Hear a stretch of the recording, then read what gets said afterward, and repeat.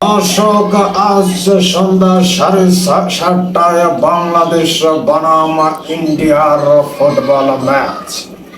আজকের খেলায় যারা খেলবেন, বাংলাদেশের অন্যতম সেরা ফুটবলার হলেন হামজা চৌধুরী। তার খেলা দেখার জন্য আমরা অধীর ভাবে আগ্রহীত হয়ে বসে আছি। তরমুজ দিয়ে বলার কারণ কি আমরা কন্ত দেখি? এই তরমুজ দিয়া বলার একটাই কারণ হলেন হামজা চৌধুরী কিন্তু বাংলাদেশে নতুন এসেছে, এজন্য তরমুজ দিয়ে ভিডিও বানাইলাম। আমার পাশে দেখা যাচ্ছে আজকের খেলায় মেন্টর হিসাবে যিনি আছেন পারভেজ আলম ভুইয়া।